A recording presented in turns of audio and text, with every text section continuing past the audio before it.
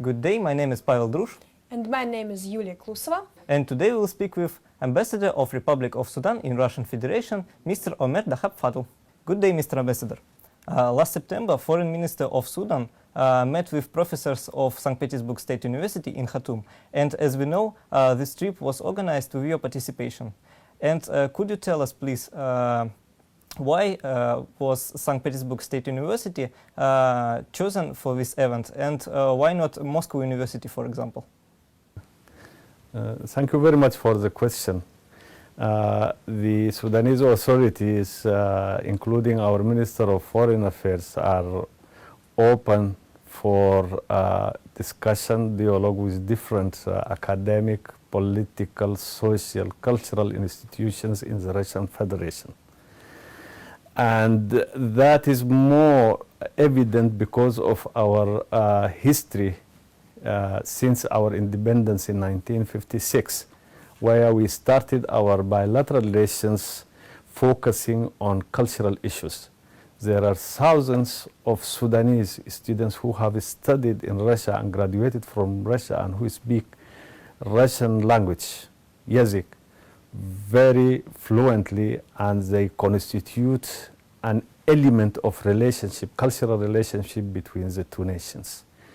In this regard, St. Petersburg University comes ahead of other institutions, as I believe, because historically we have extended ties which are extended to date till this very day, and that is why it is all natural for the St. Petersburg University to champion and to lead the cultural relationships, educational relationship between the two nations. I would like also to mention other institutions, and in my mind now comes the Friendship University of Russia, which was called, which has a different name in 90s, 80s and 70s. And it also has its contribution, vast contribution in strengthening and consolidating cultural relationships, educational ties between the two nations. As we know, culture is a deep-rooted element of relationship which can withstand all upheavals and political change. That is why we concentrate on culture, because culture paves the way for relations between nations, because it stresses the importance of human relations between nations. Mr. Ambassador, we know that the big part of National Museum of Sudan is exhibition devoted to Christianity. But most residents of Sudan profess Islam. However, mass media note religious intolerance in your country. According to journalists, it leads to conflicts. Would you tell us cause of separation of South Sudan is religion or geopolitics of other country? We believe what you said is in itself a vindication that the media propaganda is something and the reality on the ground is something else. And in Russia you have vast experience in this regard, where propaganda and media have inflicted unnecessary harm to the image of the people, the government and the country and the nation. We are in a way also victim to such propaganda and to such media stereotype which portrays the situation in Sudan in a manner which is completely different from reality. As you said, Christianity was introduced in Sudan from the early days, as the case was here in Russia when Kievan Rus was established thousands of years back. We have also the same source from which Christianity was introduced in Sudan in a peaceful manner. So this culture of peace extends and goes back to thousands of years back. And this, as I said, in itself is an indication that tolerance is part of our culture and it is part also of our civilization. That is why religious differences, ethnic differences, linguistic differences cannot affect this deep-rooted historic tradition. That is why I come also again to this issue of propaganda. Even when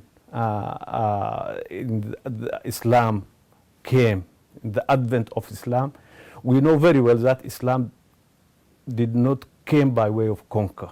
Islam was introduced gradually by peaceful means, and it was introduced into Sudan by Sufism, which is a way of philosophical, theological thought which seeks peaceful means of spreading ideas, and now it remains. That is why you will find the Sudanese people quite tolerant, because this is not a political orientation, it is a cultural orientation which goes back to time immemorial. And we are of strong belief that because of political considerations, mundane political considerations which go and come, there is an interest for some circles because of political differences to portray the situation in Sudan as if there is religious intolerance, which is not true. I bet everyone who goes to Sudan and examine himself first-hand information about all these allegations will come out with a solid conviction that this is propaganda, no more, no less. And in this regard, you are also invited, as some journalists from Russia went to Sudan and to Darfur also particularly, you are invited to come to Sudan and come with your own first-hand information and conclusions, and I am pretty sure that you will come to completely different conclusions than the Western media, which also, in a way or another, Russia is also a victim of this Western propaganda also, how it shows the situation and how it tends to stereotyping the situation and giving it a color which is not existent. Question about youth of Sudan. In which areas are young people engaged? Where do they study? How do they spend their free time?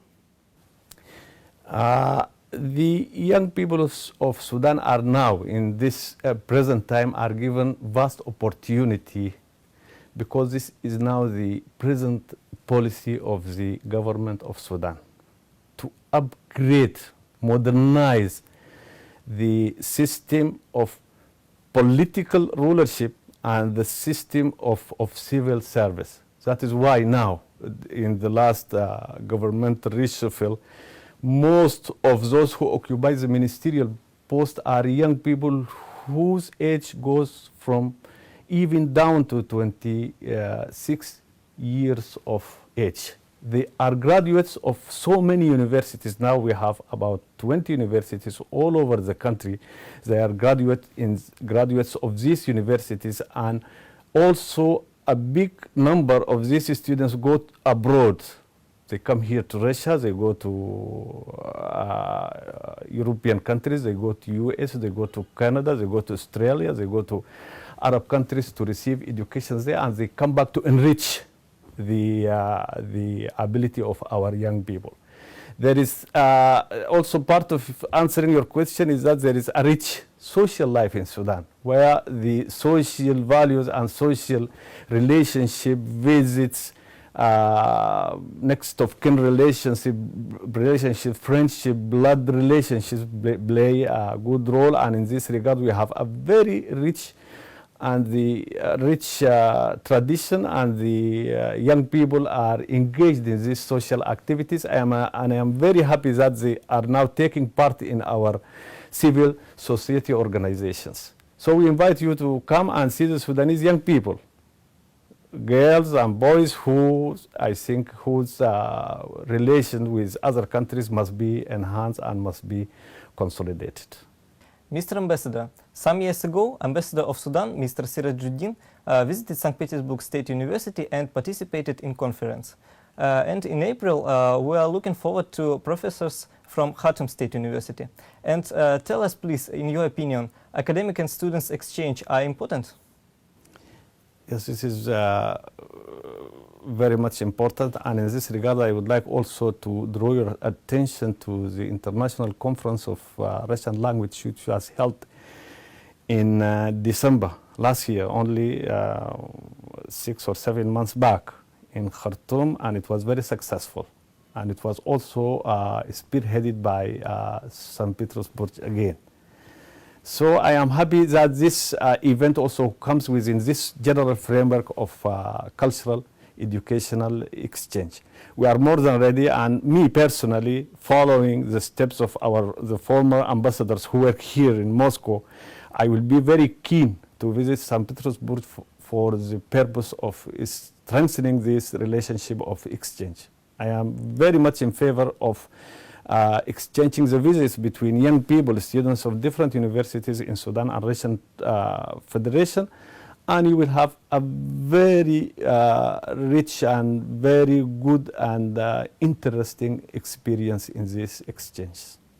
So is it possible to make exchange, for example, between St. Petersburg State University and Khartoum State University?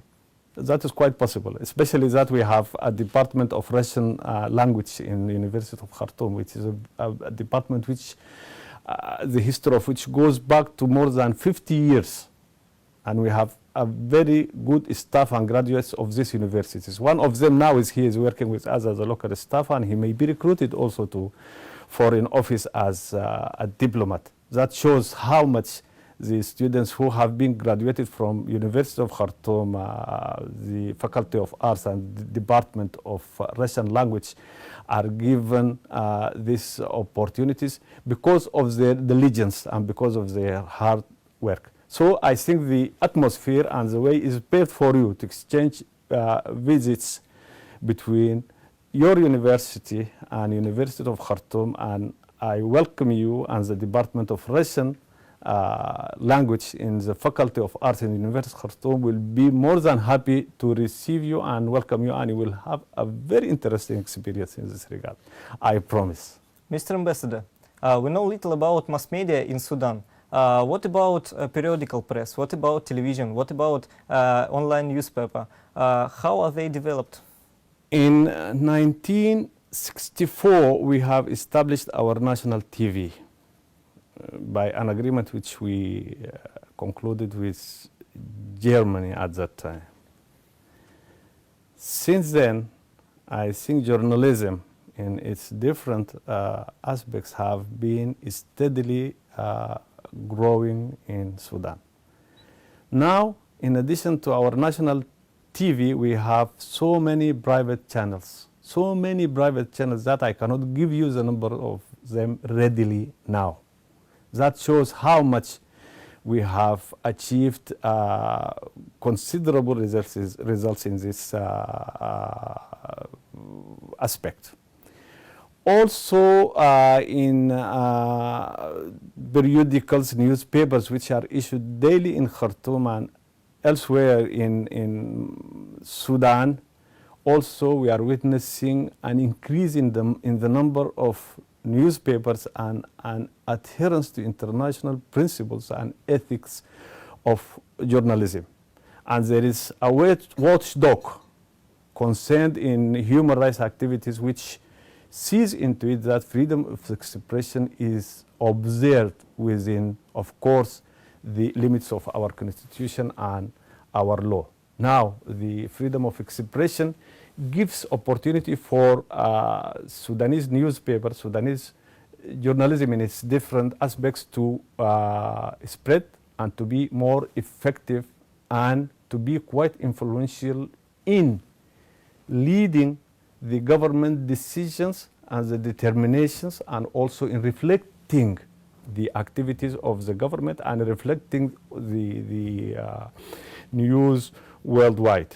We can claim that the Sudanese tradition of journalism deserves more attention, and of course they specifically they draw on Arabic language, but we have English language, which is widely spoken in Sudan, and for which we have some newspapers which are English-speaking newspapers, so to speak.